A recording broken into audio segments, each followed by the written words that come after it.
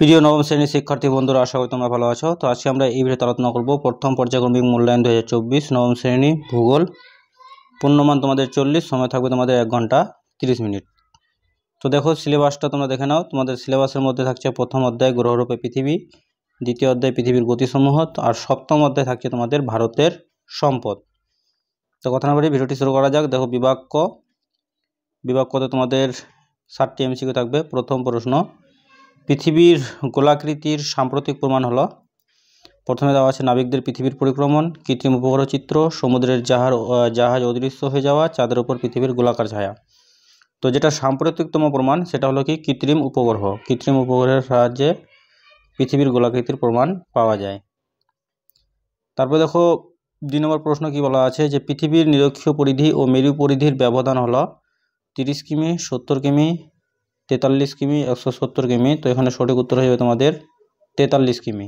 ঠিক আছে, তো মেরু পরিধি আর নিরক্ষীয় পরিধির মধ্যে ব্যবধান হবে কি 43 কিমি। এরপরে দেখো পৃথিবীর পরিক্রমণ গতির ফলে, তো পৃথিবীর পরিক্রমণ গতির ফলে দিন রাতের সংঘটন হয়, না জোয়ার ভাটার সৃষ্টি হয়, না বায়ুপ্রবাহের দিক বিক্ষেপ হয়, না ঋতু পরিবর্তন ঘটে।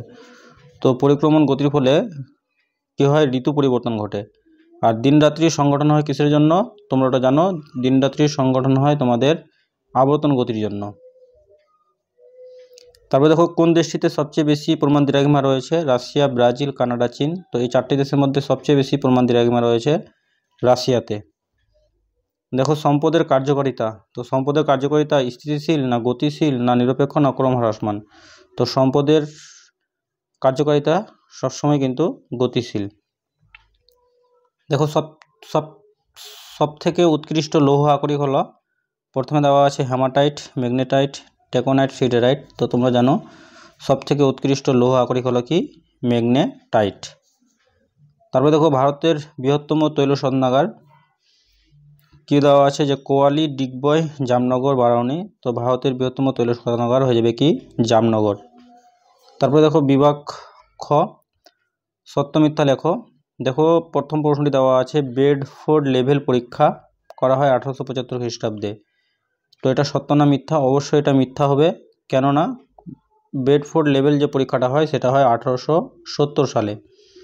তারপর দেখো 2024 বর্ষটি হলো অধিবর্ষ, এটা অবশ্যই সত্য।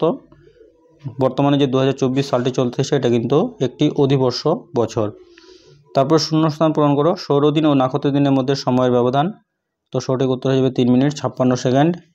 তারপরে হিমাচল প্রদেশের মণিকরণ ড্যাশ শক্তি উৎপাদনের সম্ভাব্য কেন্দ্র। তো এর সঠিক উত্তর হয়ে যাবে এখানে ভূতাপ শক্তি উৎপাদনের সম্ভাব্য কেন্দ্র, ভূতাপ শক্তি। ঠিক আছে, তারপরে দেখো স্তম্ভ মিলাও, ক স্তম্ভের সঙ্গে খ স্তম্ভ মিলাতে হবে। ক স্তম্ভে 2টি দেওয়া আছে, কিন্তু খ স্তম্ভে দেওয়া আছে 3টি। তো দেখো ভারতের বৃহত্তম লিগনাইট খনি, তো এটা হয়ে যাবে কি নেভেলি। আর তাপবিদ্যুৎ কেন্দ্র দেখো তালচের হয়ে যাবে। ঠিক আছে, পতরাতুটা বাদ পড়ে যাবে। একটি বা দুটি শব্দে উত্তর দাও। জিপিএস এর পুরো কথাটি কি, গ্লোবাল পজিশনিং সিস্টেম, তোমরা জানো। তারপরে ভারতের প্রমাণ দ্রাঘিমা কোন শহরের উপর দিয়ে বিস্তৃত হয়েছে, অবশ্যই তোমরা উত্তর লিখবে, কমেন্টের মাধ্যমে জানাবে এটা আমাকে।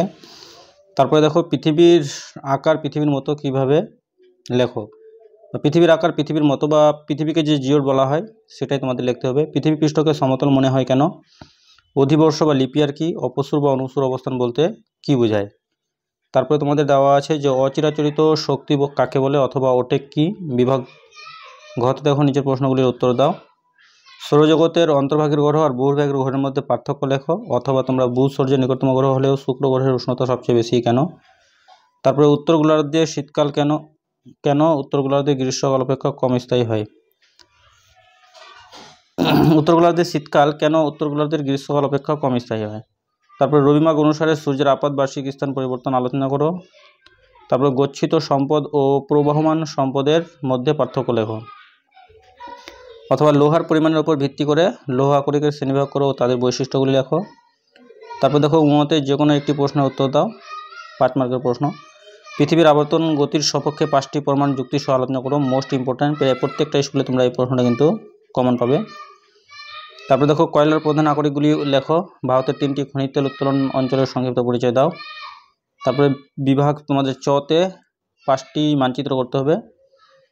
5টি মানচিত্র তোমাদের আসবে পরীক্ষায়। এখানে দেওয়া আছে লাম্বা বায়ুশক্তি কেন্দ্র, তারপরে তারাপুর পশ্চিমবঙ্গের একটি তাপবিদ্যুৎ কেন্দ্র, উড়িষ্যার একটি কয়লা উত্তোলক অঞ্চল, একটি ভূতাপীয় শক্তি উৎপাদন কেন্দ্র।